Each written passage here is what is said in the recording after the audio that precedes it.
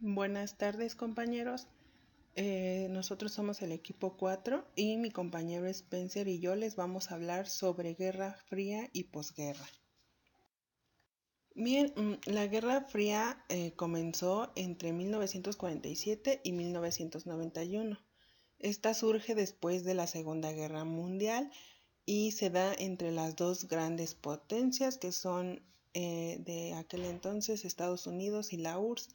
Esto se da por situaciones geopolíticas ideológicas.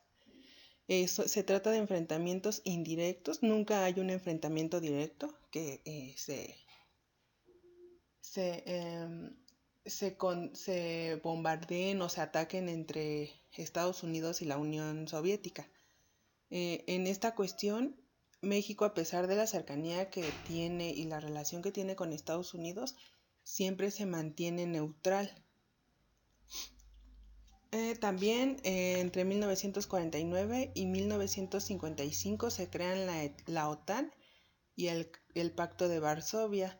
Estas son también como elementos que influyen en las tensiones que surgen entre Estados Unidos y la Unión Soviética. También entre los diferentes conflictos que se desarrollan en esta época se da una carrera armamentista y espacial. Como bien recordaremos, en esa época Estados Unidos y la URSS comienzan a luchar entre quién crea las mejores armas nucleares y quién llega al espacio, quién crea la mejor tecnología para poder llegar al espacio. Asimismo, se da la guerra que se da en Corea, en el que se divide en Corea del Sur y Corea del Norte. Obviamente cada uno de estos bandos es apoyado por Estados Unidos y la Unión Soviética. Asimismo, en 1962 eh, también se da lo que se llama como la crisis de los misiles. En esta parte, la Unión Soviética comienza a guardar o llevar proyectiles a tierras cubanas. Y como sabemos, Cuba, más bien su dominio era llevado por Estados Unidos. Entonces, pues obviamente todo esto lo hacían a escondidas del mismo Estados Unidos hasta que el presidente se dio cuenta que había como ciertas inconsistencias en La Habana y mandó a un piloto justamente a investigar qué es lo que estaba pasando y es donde descubren que la URSS estaba mandando plataformas de lanzamiento en Cuba. Y pues Kennedy, el presidente de esa época, lo que hace es como, como crear como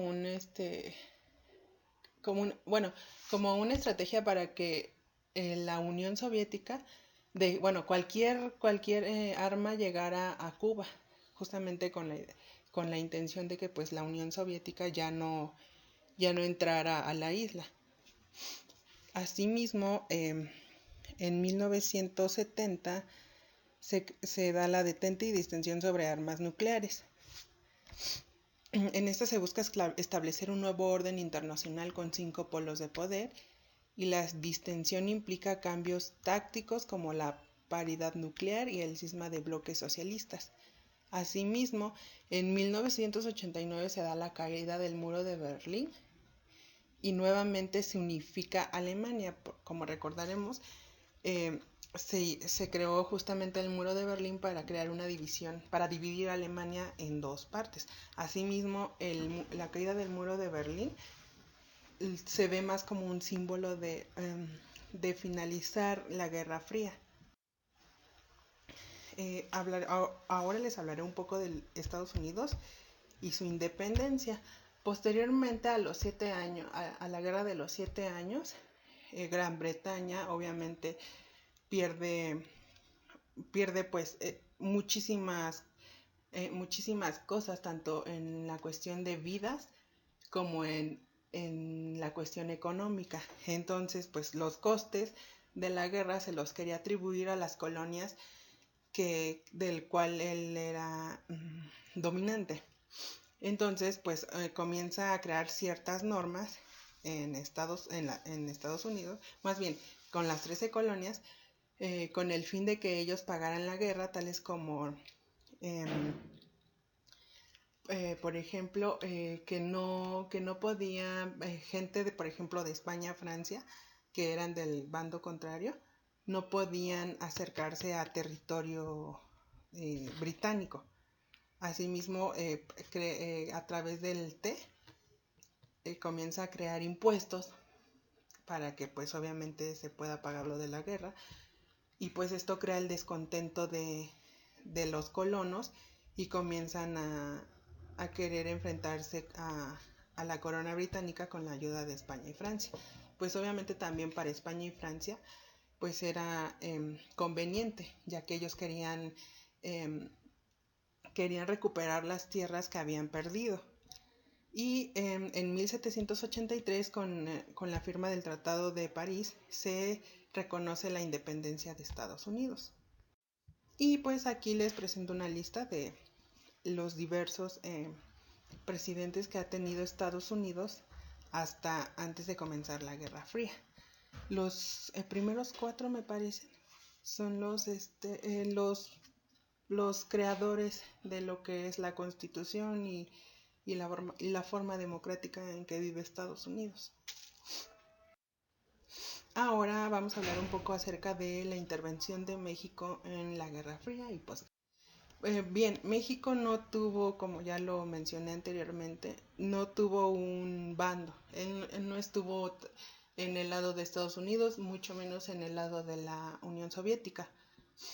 Pero sí mantuvo relación y negociaciones con Estados Unidos, obviamente por la cercanía y porque, pues como sabemos, Estados Unidos influye demasiado en México, además de que tienen demasiadas relaciones, tiene mucha dependencia de Estados Unidos.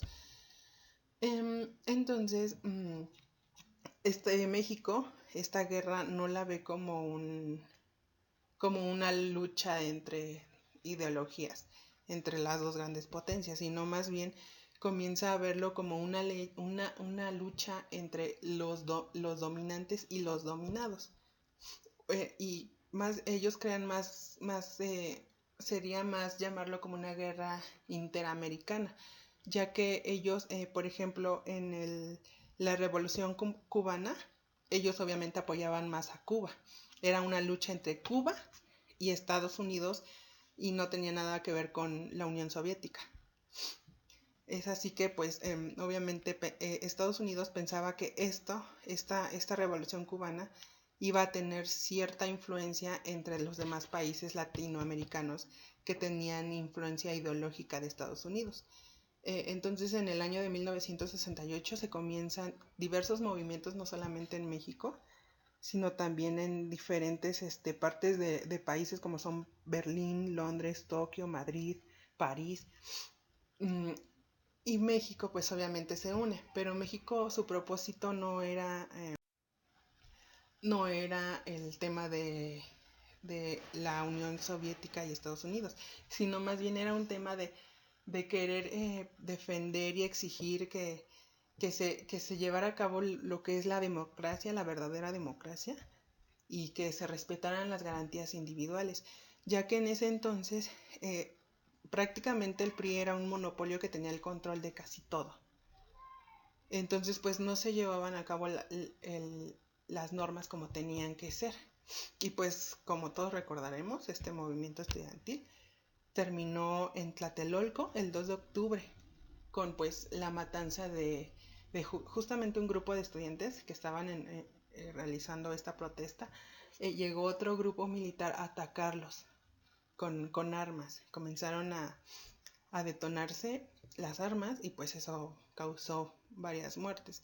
Y de hecho no se pueden buscar películas que hablan sobre este tema y se ve como este grupo militar comienza a buscar a los estudiantes que se van a esconder a diferentes casas y van y los sacan.